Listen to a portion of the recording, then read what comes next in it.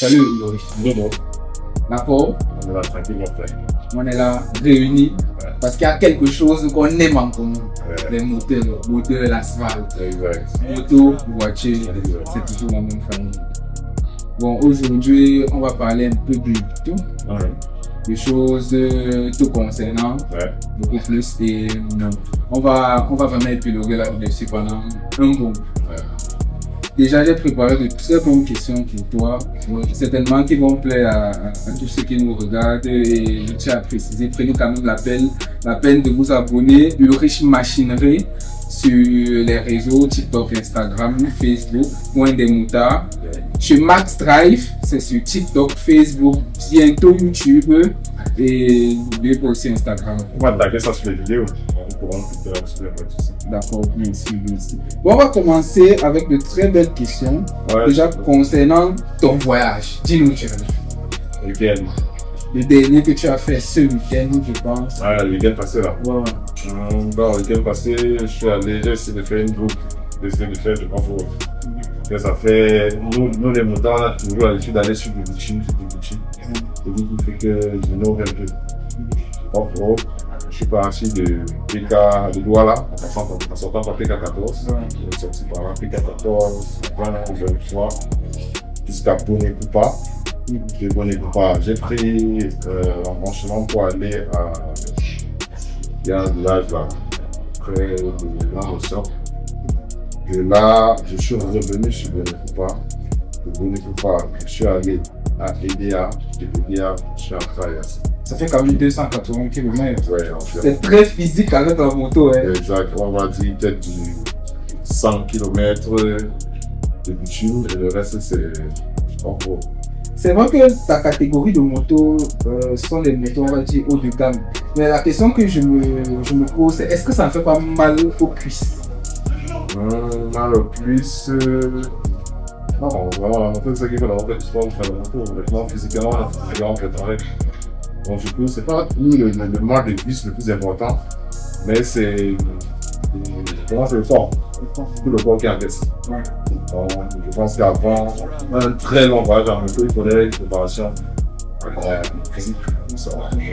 Et je reviens un peu sur la question qu'un de tes abonnés t'a posée. Est-ce que tu n'as pas souvent peur parce qu'on te voit dans des zones vraiment reculées, seul, en brousse, seul? La peur, bon, peut-être humain a peur.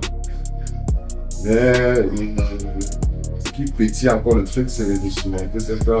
Moi, je suis au Cameroun. Je ne sais pas pourquoi je vais avoir peur dans mon pays. Donc, j'essaie d'aller dans les zones assez safe. Je ne cherche pas de noises à quelqu'un, je ne cherche pas de problème. Je suis assez poli. Ça ne me dérange pas. Et vraiment, on ne fait pas peur. Tant que tu profites de la route. Exact. C'est ça. Ouais. Et ça nécessite quoi comme ressources, que ce soit financière, carburant, même aussi. Forcément, ça demande des ressources. Bon, pour les pneus de la moto, ça ne finit pas comme ça. Je vais passer ma vie à faire du beurre. C'est vrai, du off-road. Off-road, généralement, chemin battu, la terre battu, ça use plus les pneus. Ouais. Ça peut couper les pneus, ça peut les déchirer, mais bon.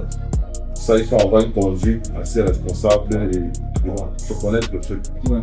C'est ça en situation des pneus. Bon, les pneus, ça s'achète. Honnêtement, je n'achète pas des pneus neufs. C'est rare que je l'achète. Généralement, je mets des pneus de troisième. Ouais, en ce qui concerne le carburant. Maintenant, beaucoup se disent tu veux qu'on paye les motards. Les motards, c'est pas un métier. On ne paye personne. Donc, c'est une passion. Tu te lèves, tu peux, tu fais ce que tu veux. Ce qui concerne le carburant, chacun se dépouche. Ça, il faut, avant d'être moteur, il faut avoir à l'arrière de bonnes ressources. Je ne demande pas de bonnes, il ne faut pas être riche, il ne faut pas être milliardaire, mais vraiment, comment il faut avoir préparé le background. Il faut avoir un emploi ou bien une activité qui permet de gérer cette plaisir. Oui, sachant que, comme on dit, ça sera comme ta troisième chance. Exact. Ta moto, c'est comme ta troisième femme. Ta voiture, c'est comme ta troisième femme. Donc, il faudra prévoir un budget. Bon, pas de budget, mais deux points comme ça. Là, vraiment, ça dépend. Si tu places la machine devant le bon, après des fois. Mais sinon, je vais rebondir sur lorsque tu dis que ça nécessite un certain nombre de ressources pour dire que, en fait, la passion, vraiment, c'est quelque chose d'assez profond. On ne se lève un matin, on dit qu'on est passionné comme ça, et ça fait au bout de 2 jours. Quand vous voyez, par exemple, quelqu'un comme Ulrich Machinerie dépenser son argent pour faire un voyage, ça, ce n'est pas un investissement, c'est un plaisir. Exactement. Et quand tu es passionné réellement, tu sais que ton plaisir là, tu vas mettre les moyens qu'il faut dedans et tu n'entends rien en retour. En fait, c'est ça la passion. Et je veux aussi renchérir, ça ne demande vraiment pas d'être milliardaire, il faut le savoir. Et dans notre Afrique, on a souvent tendance à croire qu'il faut absolument avoir un certain montant dans son compte bancaire avant de se faire plaisir. Sachez que le bonheur, c'est l'instant présent. Demain ne nous appartient pas. Ouais. Je ne demande pas de plaquer tout son argent dans le plaisir, mais prenez du moment, prenez un temps. Pour vous épargner, pour être heureux. Il y a des gens qui n'ont jamais été heureux, qui n'ont jamais fait ce qu'ils veulent. Ils sont toujours en train de courir après la vie, courir après le travail. Donc vraiment, essayez de voir de cet aspect-là. Bien sûr, c'est ce que les gens doivent vraiment savoir. Et dis-moi, il y a eu des difficultés, que ce soit avec la prévention, la gendarmerie, Non, pas d'avoir des difficultés. Vous savez, les gendarmes, la prévention, ils sont là pour assurer le contrôle, les gendarmes, le maintien de l'ordre. Il y a des difficultés, ça veut dire que je ne fais pas de truc. Vu que je ne le suis pas, je suis toujours avec documents pour la moto, assurance, permis. Et je pense que tout le cas de prise de la moto, présenter ou passer le SERA pour l'interpeller le contrôle. Dans sa majorité, tous les montants, parce que c'est plus utile. En ce qui concerne la prévention, c'est rare. C'est grave nous interpelle. Et dis-moi, l'immatriculation pour les motos de cette catégorie se font facilement? Oui, c'est vrai que les cartes grises payent la sortie. Tu attends près d'1 an pour avoir ta carte grise, 1 an et demi. Mais bon, il y a des dépôts qu'on envoie des véhicules. Je pense que sur les dépôts en règle, ça passe. Merci. Et dis-moi, qu'est-ce que tu projettes après ce voyage? Il y a une destination? Le monde noir, je en destination.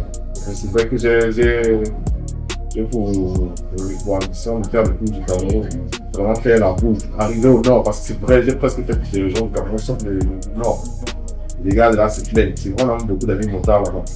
Au nord, il y a beaucoup de sites touristiques à visiter au nord.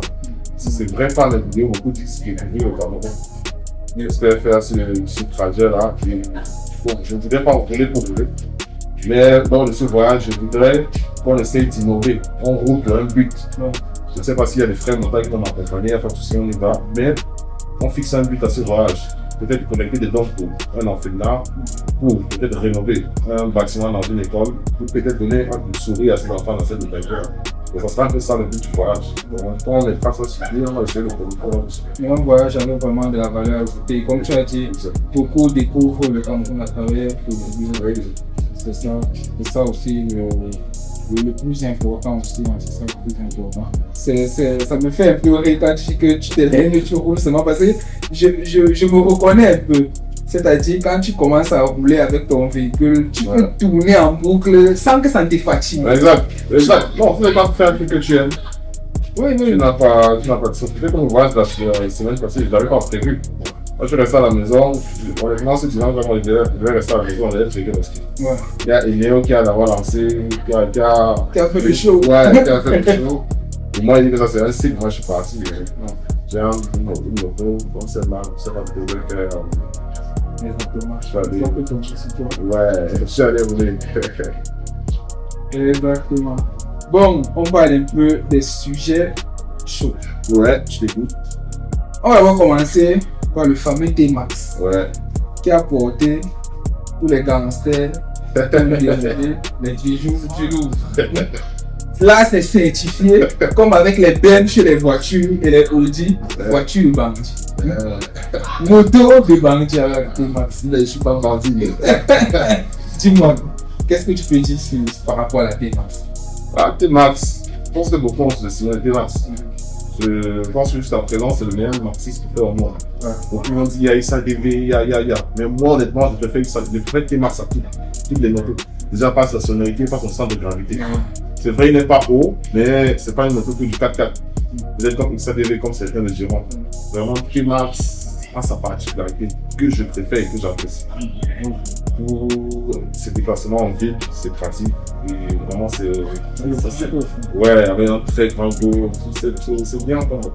Et dis-moi, au niveau de la transmission automatique, pour la plupart, ou bien c'est automatique, je sais pas.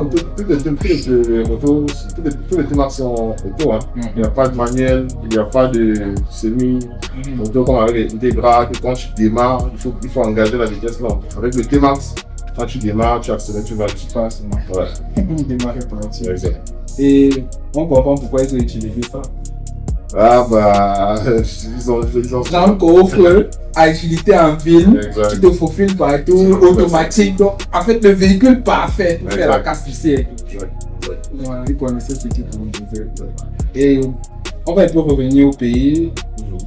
Ce qui vraiment nous met très mal à l'aise souvent, c'est d'apprendre qu'un moutard nous a quittés à cause de l'excès de vitesse, mais il n'y a pas que l'excès de vitesse.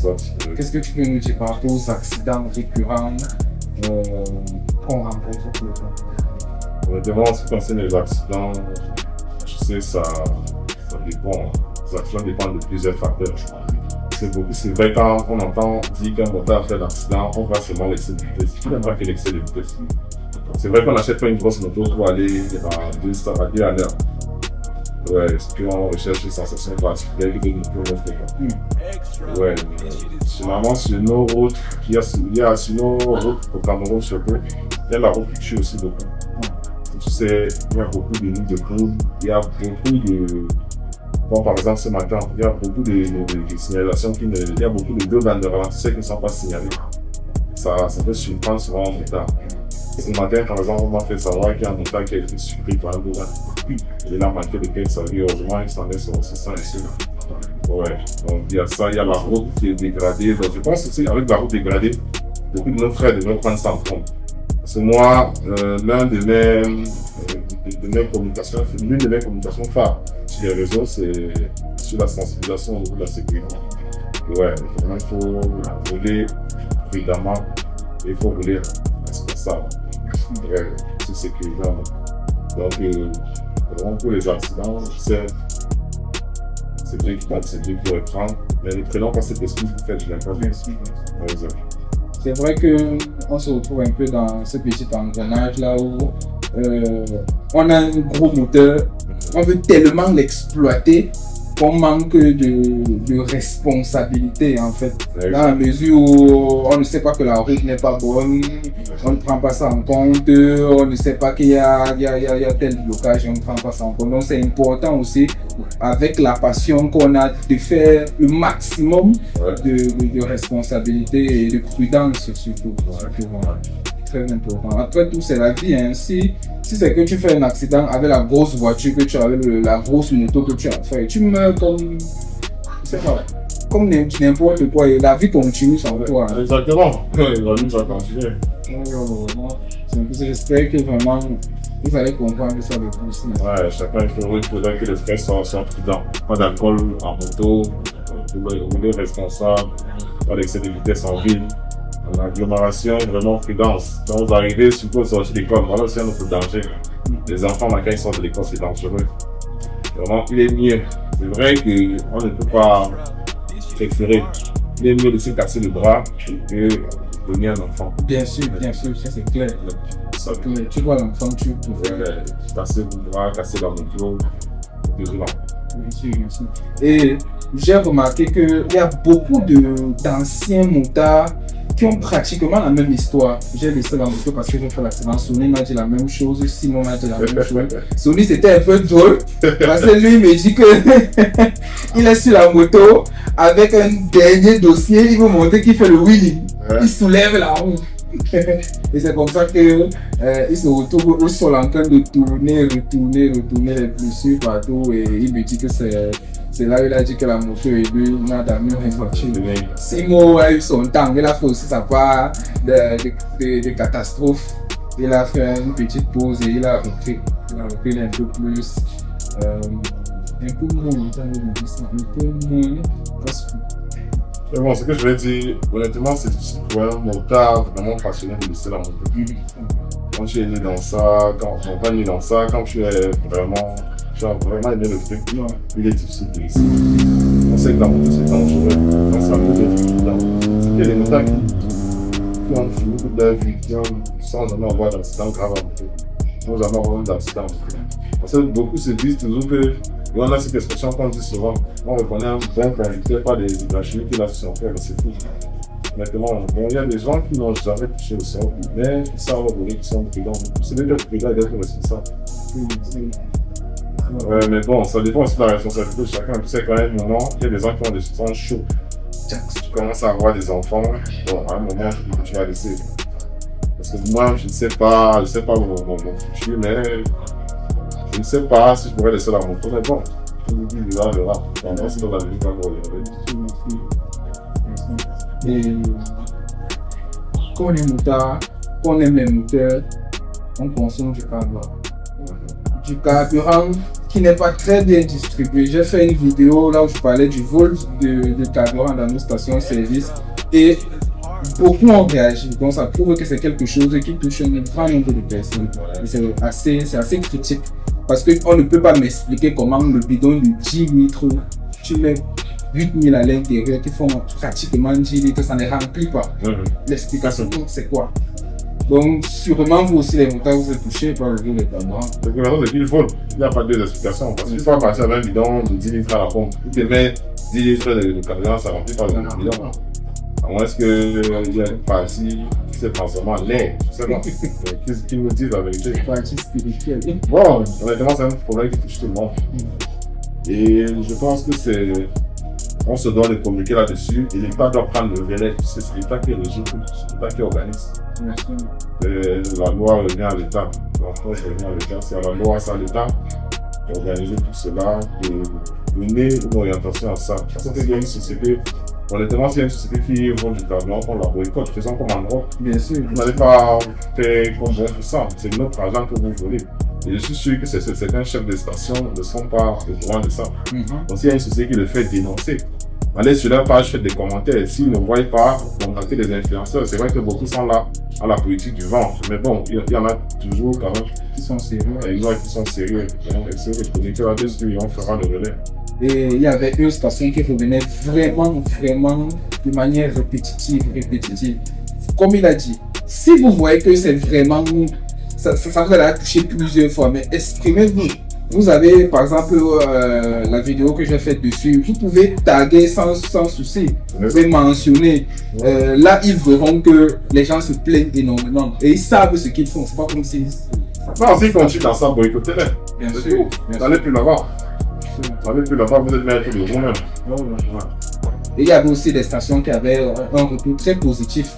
J'ai aussi vu, j'ai apprécié les stations locales tenues par les Camerounais, créées par les Camerounais. Et là, vraiment, ça a félicité. C'est mieux même de promouvoir du maître du Cameroun, bien sûr, encourager nos frères. Les Congolais restent au pays.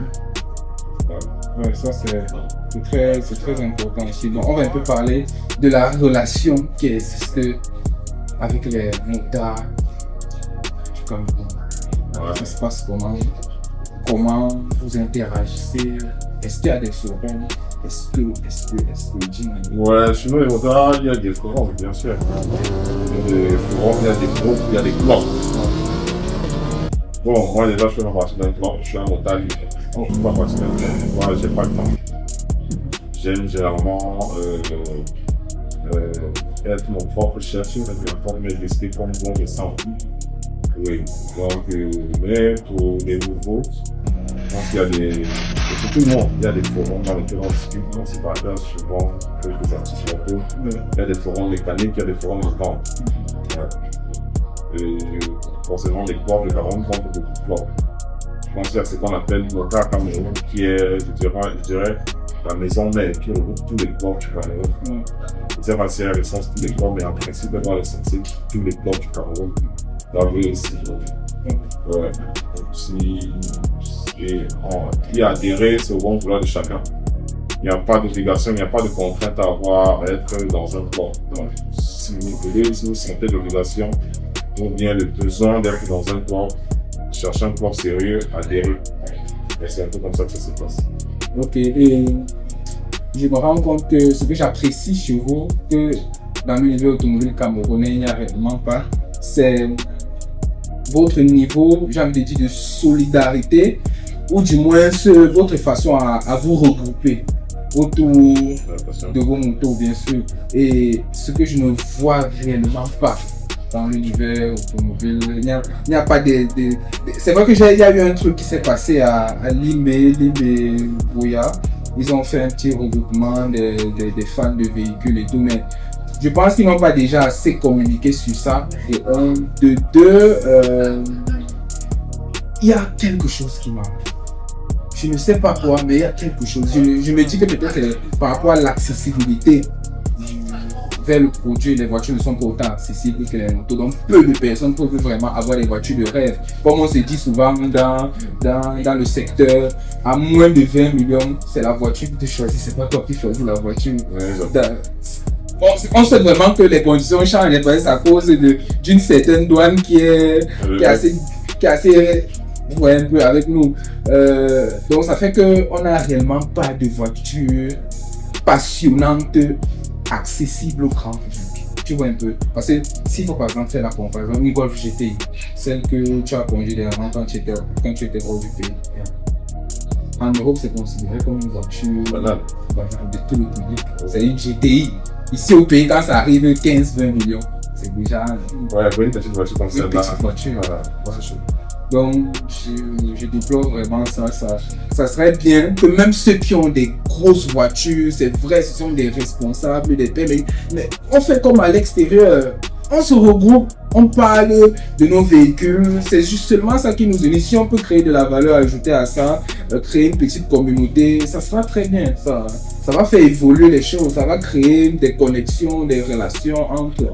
Bon, très important aussi. Je pense que c'est possible. Ce que tu as mis comme problème là, honnêtement, quand il y a des véhicules. Bien sûr. Il y a des véhicules. Je pense que c'est juste parce qu'on ne communique pas assez. Et il y a des jeunes, j'ai vu des jeunes là passionnés qui ont des vrais véhicules. On parle de vrais véhicules, des trucs à plus de 500 chevaux, Mercedes et tout le reste. Eux, je pense qu'il faut juste communiquer. Vu qu'ils ont déjà acheté ça, vu qu'ils sont passionnés, il faudrait que le truc soit responsable et ça se fait dans le respect. Donc, je pense qu'ils vont adhérer. Il faut qu'un rassemblement se fait. Je vois que tout le monde viendra. Les curieux me viendront. Ah, qu'est-ce qu'il y a ici? Alors, ils vont regarder. Il y a des trucs comme ça. On invite aussi les montants, on invite tout le monde. Vous allez voir, il y aura du monde, Moi, j'avais un projet comme ça. Je t'avais dit qu'il fallait qu'on organise ça. C'est juste une petite question de temps. On essaie de recenser. Il y aura des gens. Maintenant, on fait même appel sur Internet. Les gens vont écrire. Il y a des gens qui ont des véhicules. Donc, comme j'étais il y a longtemps, et il y a une BMW, c'était XM. Des véhicules comme ça, je ne savais pas que ça existait au Cameroun. C'est même des SUV de puissants du Cameroun. Tu vois, les Camerounais, malgré la cherté de la douane, ils arrivent à acheter ça. Ils sont capables, ils peuvent. Le Camerounais, ils peuvent. On va travailler dessus. Exactement, on essaie juste de communiquer. Il y a des gars qui vont aimer le projet. Et beaucoup vont même financer. Il y a beaucoup de choses qui peuvent se faire derrière.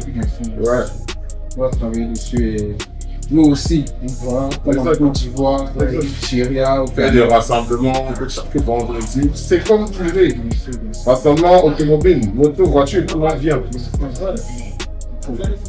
Et dis-moi, pourquoi pas Ducati? Bon, dis-moi déjà, quelles sont les motos qui t'ont le plus marqué en bien? S'il faut faire un top 3, ou on monte un top 5, tout ce que tu as d'ailleurs possible. Des bonnes motos. Ouais. Bon, l'ordre va importer. On va pas mettre un accent sur l'ordre. Je dirais les motos qui m'ont vraiment marqué de par la puissance, fiabilité. Il y a le Yamaha TX. Fiable, puissant, très bon. Comme autre moto, je dirais il y a la Triumph. Une moto sous-cotée. Le plus sous-cotée que la Triumph. Elle est très puissante. Vraiment, elle est parfaite comme moto. C'est vrai, elle a ses petits défauts, mais c'est une très bonne moto. Il y a BMW, ce soit GS, ce soit PCR. Donc c'est vrai, à ce niveau, les pièces coûtent un peu cher, ils sont rares, sans problème avec Triumph. Mais bon, comme moto encore, il y a Suzuki, j'avais une Suzuki GSX 1000. 2000, je pense que c'est 22, bon, c'était pas une moto, c'était un roster. Ah, ok. Un roster. Là aussi, c'était quelque chose de bien. Là, les pièces sont accessibles, c'est pas cher. C'est vraiment fiable. Vraiment fiable. Donc ça, c'est tout ça pour le top 4. Ouais, mais quand tu es passionné, on a souvent du mal. C'est un peu comme moi et Mercedes. Tellement toutes les Mercedes sont bien qu'il n'y a pas une que je vais te dire que tu peux faire 7 sur 7. C'est pareil. Bon, c'est vrai qu'il y a un classement. Ouais, c'est On peut lui faire un classement. Et comme je disais, pourquoi pas Ducati? Pourquoi pas Augusta? On te voit rarement avec ça. Moi, je conseille, j'avais même fait une vidéo là-dessus, je disais que c'était pas de bonne moto et beaucoup sont venus me dire en commentaire que c'est parce que, je sais pas, peut-être que je ne connais pas ou j'ai pas de sous. Ah, bah, je vais prendre ça comme ça, c'est vrai, j'ai pas de sous. Et on dit, par contre, tu vas voir. Bien sûr. Tu vas voir, c'est que tu vas voir. Donc, vraiment, Ducati, c'est beau, c'est puissant, mais c'est pas fiable. Même que ça paraît, ce sont des très belles motos, qui coûtent bien les motos. Tu vois une moto là, on dirait qu'elle est sortie du futur. C'est 2050, exact. Tu vois les coupées là comme dans les dessins animés. Mais vraiment, elle ne va pas rester à nos intempéries, à nos conditions ici et il y a tout ça.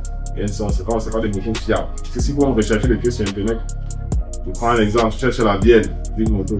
Sur internet, tu verras peut-être 4 pièces. Une pièce aux États-Unis, une pièce en Angleterre. Ouais, parce qu'il y a déjà dans le monde, il n'y a pas beaucoup de gens qui utilisent ça. Ouais, c'est ça un peu. Mais sinon, ce sont de belles motos, ce sont des motos puissantes. Un peu comme Range Rover. Ouais. Si on enlève le volet fiabilité, vraiment Range Rover n'est pas fait.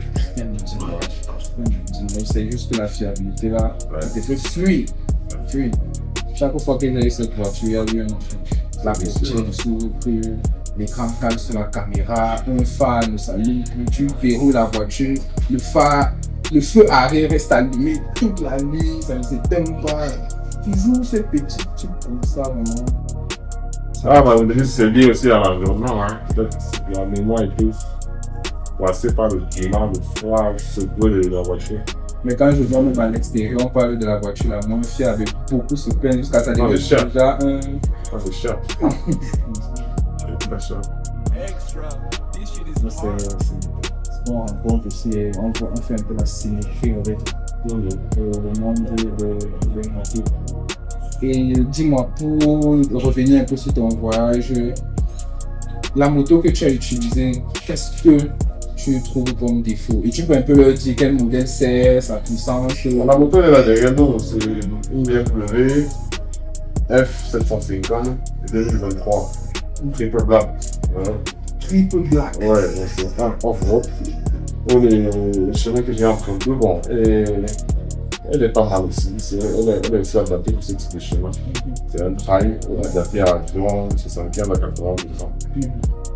Bon, l'inconvénient maintenant avec cette moto, ce sera au niveau des pneus, au niveau du poids. C'est vrai, elle est très lourde. On prend ce qui est léger. 150 kg max, on prend vraiment des motos légères là. Comme des crosses. Ouais, c'est vrai, ok. Et sinon, elle est parfaite. J'ai l'impression que les trails de BM sont un peu plus hauts que pour d'autres marques. Ouais, la gamme de sol, elle est haute. Ça dépend maintenant des marques. Parce que les motos comme les Honda Africa Tube, je pense que c'est plus bon que ça. Il y a des motos comme les Yamaha Ténéré. Ouais. C'est plus beau que ça. Très bien équipé. Ouais, bon, ouais, c'est ça qu'on doit préciser. L'équipement, il ne suffit pas juste d'avoir ta voiture ou ta moto. Ouais. Il y a tout ce qui va avec. Exactement. Tout ce qui est les équipements, tout. C'est important. Ouais, ce qui va te démarquer, par exemple, d'un utilisateur classique, c'est que quand toi tu gardes ta moto, tu gardes ta voiture, en fait, on ressent qu'il y a une touche, une personnalité. Exact. Ouais, et justement, ça vient avec les accessoires comme ça. Ouais, là, quand tu gardes ça, on sait déjà que ça c'est un gars. Et ça, tu as changé l'échappement?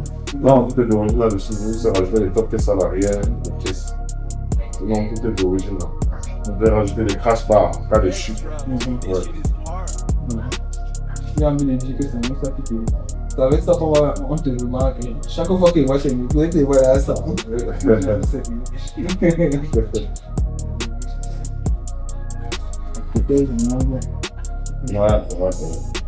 Et donc, on va parler maintenant un peu de prix. Qu'est-ce que tu peux dire à tous ceux qui veulent s'offrir une moto, le budget qu'ils doivent avoir? Bon, le budget là, c'est compliqué. Hein. Parce que si je donne un budget ici, ça va décourager beaucoup. Il y a quand même pour avoir une moto, ça dépend déjà de quel type de moto. Hein. Ça dépend. Tu sais, chaque vendeur a ses prix. Il y a des motos, je voyais souvent ça à 1,5 million, donc ça dépend de l'état, ça dépend de plusieurs facteurs. Ouais. Et moi, je peux dire, ce que je peux dire à un débutant, c'est commence toujours par en bas. Tu gravis doucement. Ouais. Peut-être prends-toi un scooter, tu sais de voir comment ça. Ouais. Comment ça se fait. Il faut déjà, avant d'aller sur des motos, il faut aller prendre des petits motos. Donc, on passe par là, et je pense que ça ira. Donc, une moto, honnêtement, budget, il faut me donner entre ce que j'ai déjà vu sur Internet, il faut me donner entre 1,5 million et 2,5 millions pour avoir une moto acceptable pour débutants. Par exemple, des MP07, soit des 2016, ça va dépendre du vendeur. Par exemple, des Honda CB650, Honda CB500. Il y a beaucoup de modèles, ça dépendra. Ouais. Et dans mon cas, pour la Suzuki Dogman 125, là on était à 1,3 million. Ouais. Bon, une occasion, hein. Pour vous, c'est toujours que les scooters ne coûtent pas cher. Les scooters coûtent cher. Bien sûr. Moi, j'ai monté parce que quelqu'un m'a demandé le prix, je n'ai pas les 7 millions, il était choqué. Il était choqué, il pensait que c'était la blague. Et je pense que celle, la Suzuki Dogman que j'ai là, c'est 2014. Voilà. 2014. On est presque quelque chose de très. C'est ça, les motos, ça coûte cher. Et vraiment, comme je dis, si vous voulez avoir une moto, oui, d'abord, ne laissez pas peut-être un projet, ou bien, c'est vrai qu'il faut se faire plaisir, mais ne misez pas tout dans l'achat d'une moto. Parce que la moto, ça coûte cher. J'ai vu beaucoup de motards, je vais les appeler motards parce qu'ils ont acheté la moto, c'était pour être là. Ils sont entrés dans la moto, mais la moto, elle a ruiné. C'est la moto, ça peut ruiner. Oui, ça demande de l'argent. Je te prends juste un petit exemple. La courroie de clémence. Et dans les courroies de transmission, c'est pas des petits célèbres, 280 000 à 350 000 courroies neuves. Oui. Tu vas la changer plus de 20 000 kg. C'est vrai. Ouais. Si tu achètes n'importe quoi, ça va pas te payer. Donc imagine, tu as une moto comme celle-là. Et à chaque fois, tu es en train de dépanner, et tu es en train de dépanner, il ne peut pas te ruiner.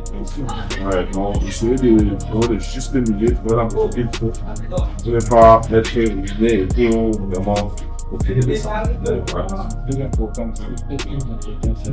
Le plaisir, de toute façon, c'est le résultat du travail. Ouais, exact, ça c'est clair. Le plaisir, c'est le réconfort de l'effort. Ouais, exact.